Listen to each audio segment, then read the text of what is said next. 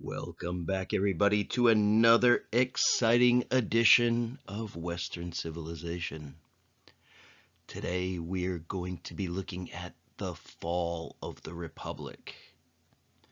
And we'll be looking at it specifically between the years 133 BC to 31 BC. So grab a pen, a paper, a tablet, or a keyboard, and let's begin. By the end of this lecture, you will be able to analyze the social and economic crises that weaken the Roman Republic, including the decline of independent farmers and rising wealth inequality.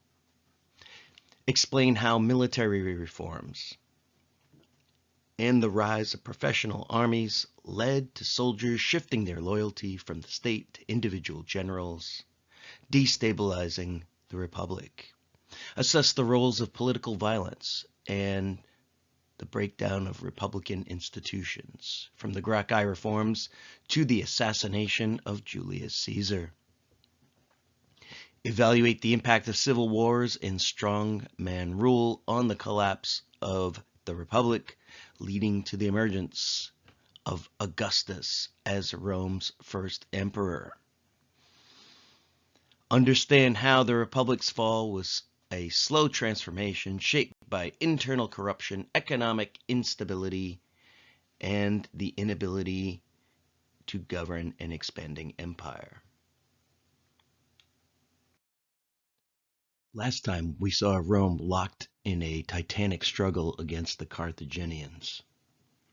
Carthage, a powerful naval and commercial empire ruled by a wealthy oligarch, had an economy that was driven by commercialism and slavery, and an army that was mercenary, fighting for pay rather than patriotism. We saw Rome, on the other hand, was a land-based republic built on its citizen soldiers, with an economy centered on the independence of the small farmer. We saw that it had a political system with broad civic participation in government and military service that was seen as a duty and not a job.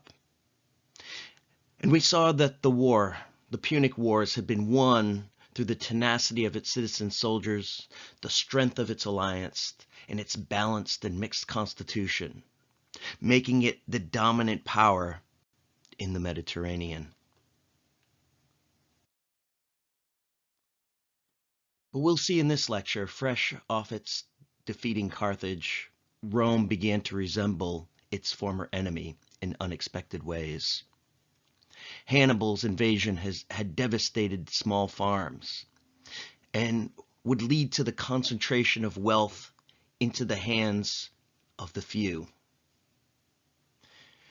Wealth would concentrate based not only on land, but also commerce and connections in government. We'll also see that slaves began to replace the small peasant farmer who had been the backbone of the Republic, not only feeding it, but also defending it in war. And we'll see that a social and economic crisis will emerge as a result of this, pitting populists against aristocrats. And we'll see how generals begin to seize power with their own private armies, leading to the rise of military strongmen and ultimately bringing down the Republic itself.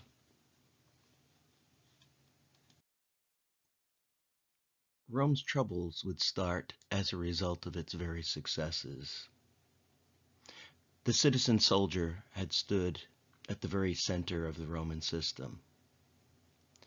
It had been the duty of all land-owning citizens to serve in the military. They needed to bring their own gear and to show up for battle on a largely voluntary basis.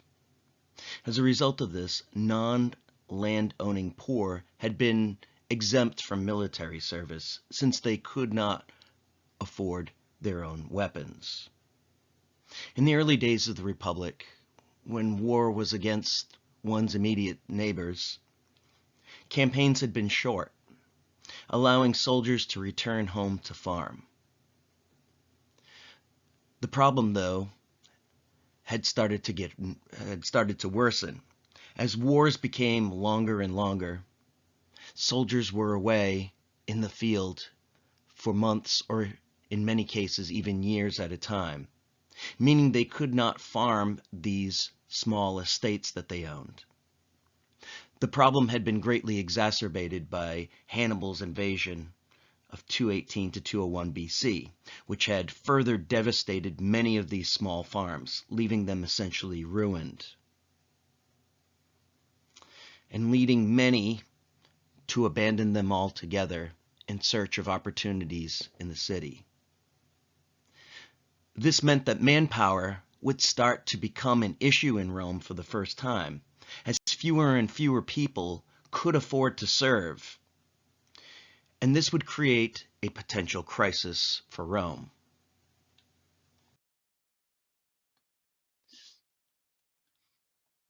At the same time, Rome's conquests had flooded Rome with slaves. After every war, Rome's slave markets would be flush with new captives. Many of the small farms that had been devastated were bought up by the wealthy elite, who created what are called latifundia. These are giant slave plantations that grew cash crops for the economy. Slave labor was used because it was cheap.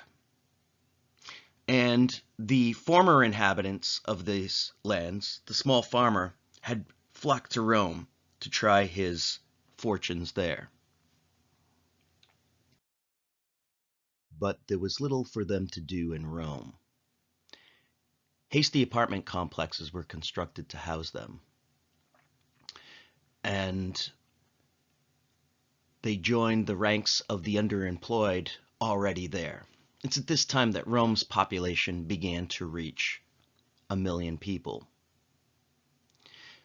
In the city, they lost touch with their ancient roots and lost touch with the land and many of the values that had sustained them.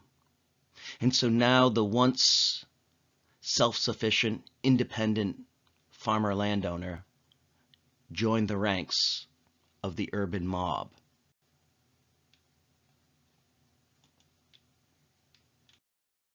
At the other end of the social spectrum, the rich were getting richer. Empire had led to plunder, land, and inside deals. Public lands had been sold and war profits controlled by the Senate. Senators used their influence to serve themselves and not Rome. And as Rome had expanded into Greece, many of the upper class had developed a fascination and a great appreciation for Greek art and the Greek style of living. The Roman poet Horace quipped, "Captive Greece took Rome her captor captive." In other words, the upper class Romans became enraptured by the Greek way of life and the Greek way of living, almost captive to it. And so, as Rome plundered Greece for art, for treasures, and for people, many wealthy Romans had their children tutored by Greek slaves so that their children could become Hellenized and enjoy and move in these elite circles that were increasingly defined by their ability to speak Greek. And so as these ways began to permeate Rome, this Hellenistic lifestyle, the upper class too began to abandon the mos maiorum, the ways of the ancestors, in exchange for Greek luxury. And so all of this would create a volatile cocktail. Rome was now flush with landless ex-farmers who had swelled into its ranks with no job, no land, no respect, and no replace in the Republic. Increasingly, Rome was beset by mob violence, chaos, and turmoil. The political response from the wealthy elites was to make the problem go away. And so they offered free grain and public games to distract, which became known as bread and circus.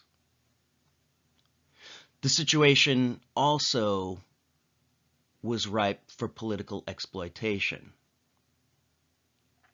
as corrupt politicians appealed to this mob, who still were Roman citizens and still did have the vote, to further their own interests and not the Republic.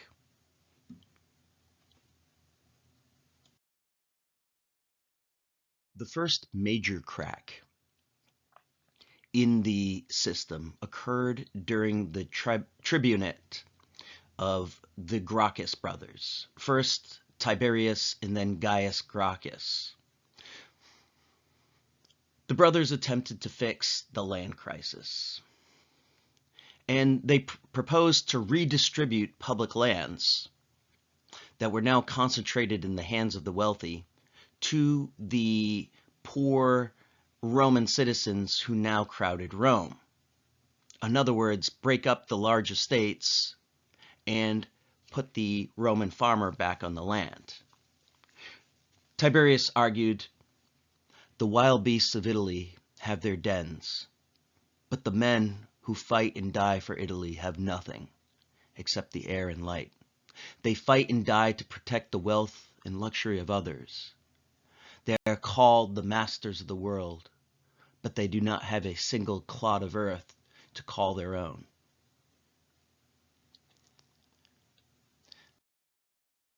The Senate obviously resisted this attempt to break up their power. And as Tiberius attempted to bypass the Senate and appeal directly to the people, the Senate had him and then later his brother assassinated, introducing political violence as a new weapon in Rome for the first time. This was the first occurrence, but as we'll see, it would soon become a regular occurrence.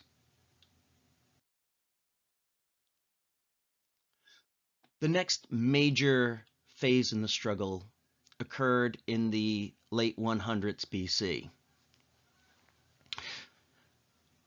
Rome was beset by a new threat from the outside. North African tribesmen were attacking Roman Africa, while German barbarians for the first time were beginning to cross the Alps. Rome was facing a serious invasion, and the manpower shortage really began to make itself felt. It's at this point that Gaius Marius became consul and proposed to solve the problem. Marius' solution was to recruit the landless poor for the first time, and to personally use his resources to arm and to pay for them to fight. This was a new development in Rome. True, it was necessary because of the invasion, but the fact that Marius had used his own resources and secured the soldiers' pay himself made these soldiers more loyal to Marius than to Rome itself. The danger of this system would make itself felt in the next few decades, as soldiers loyal to Gaius Marius would go to war against another Roman general, Lucius Cornelius Sulla. Both armies were loyal to its commanders and not to Rome. And so this marked a new turning point, as military strongmen with their own private armies began to attack each other. and it would see Sulla come out the victor and briefly declare himself dictator. And so it became obvious that some of the fabric that was holding Rome together was falling apart. It set a new precedent that control of the army would ultimately mean control of Rome, and that the balance of power, which had been so carefully constructed during the earlier part of the Republic, had now been destabilized. Over the next few decades, the political crisis continued to worsen.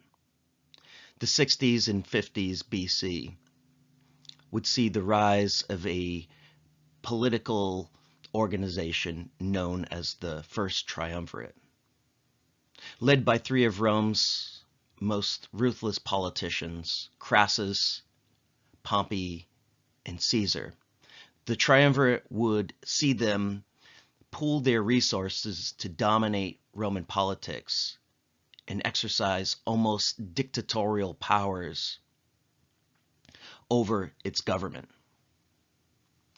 The highlight of the Triumvirate was a campaign by Julius Caesar into Gaul, modern-day France, and would see him use his 10 legions to dominate and defeat Rome's northern barbarian threat. While Caesar was in Gaul, though, one of the members of the Triumvirate, Crassus, died. And it would see Pompey flip sides over to the Senate, who was growing increasingly concerned about Caesar's exercise of power. Caesar came back too powerful, though. Using his 10 legions, he came back and engaged in war against Pompey and the Senate. Caesar emerged victorious from these struggles, and from 49 to 44 BC, he became Rome's dictator, eventually becoming dictator for life. During this period, Caesar began to centralize power around himself. He began to weaken the Senate and to act increasingly like a monarch. Though he refused the crown publicly, some of his actions belied this. He began to reform the calendar. That's where we get the month of July from Julius Caesar. Engage in public works, and he began to erect statues and other monuments to himself around Rome. Caesar's actions antagonized what was left of the Senate, though. And on the Ides of March in 44 BC, Caesar was assassinated by a cabal of senators led by Brutus and Cassius.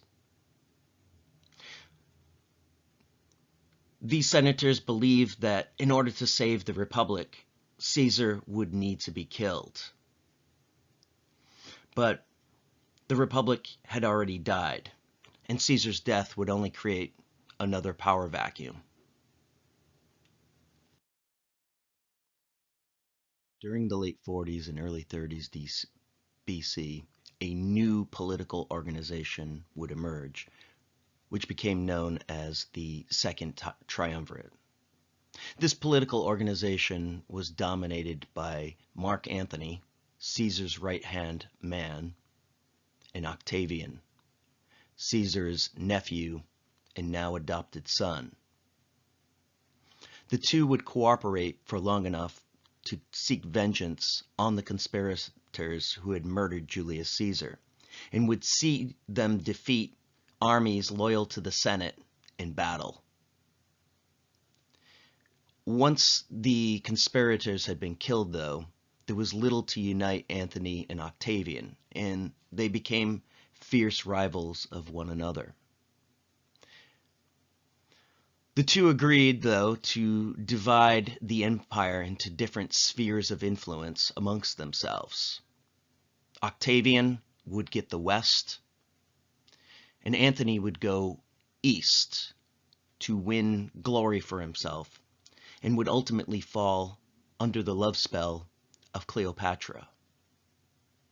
During this time, Octavian began to rebrand himself as a traditional Roman and began to seek an alliance with the Senate. He contrasted himself, a good, pious Roman, loyal to the Republic, against his rival Mark Antony, whom he portrayed as decadent and increasingly foreign and under the spell of Cleopatra. This would lead to the Battle of Actium in 31 BC as the two sides prepared to go to war, and would see Octavian as the victor and now the sole ruler of Rome.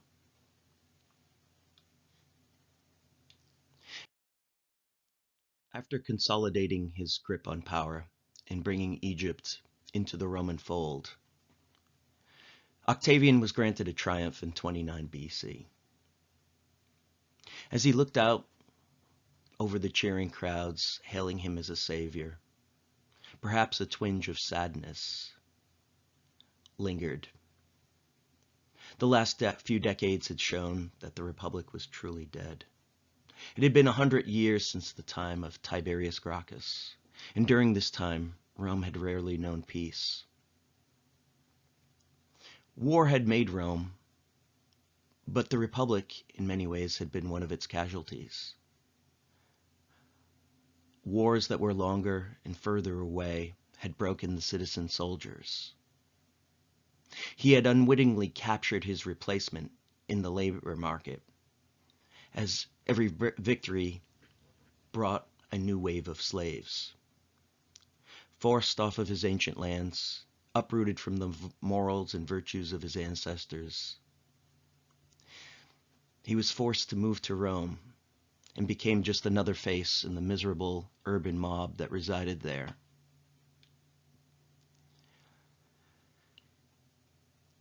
The same could be said for the upper classes, but in a different way. Even as Rome had plundered the Greek East, it imported more than just art, but it imported many of the vices that had undermined the Hellenistic world.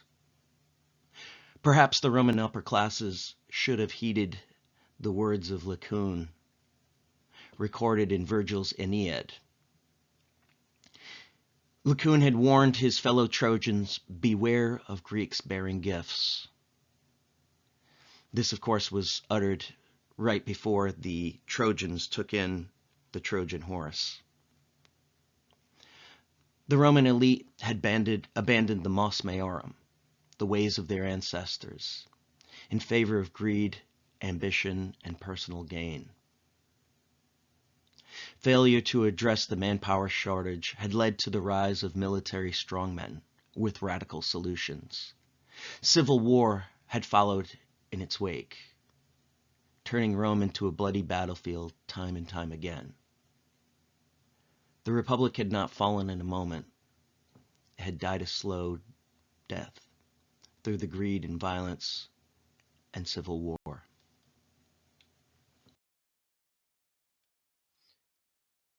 As Octavian reflected, he must have known there was no going back. Rome's empire had outgrown institutions that were designed for a small city-state. A new alternative would need to be found. Rome would need a strong central government. Its armies would have to be brought under one strong hand. But what? Octavian must have thought to himself. Perhaps he thought back to his uncle, whose royal pretensions had led to his death 15 years earlier. The Senate and the people of Rome would never stand for a monarchy. He would need to find a way that would allow one man to rule without arousing the suspicion of the people or the powerful. And so he would need to find a way that would deceive people into thinking they were still free while actually being under autocratic rule. And so we will turn to this solution that Octavian comes up with in our next lecture as we turn to the beginning of the empire. See you next time.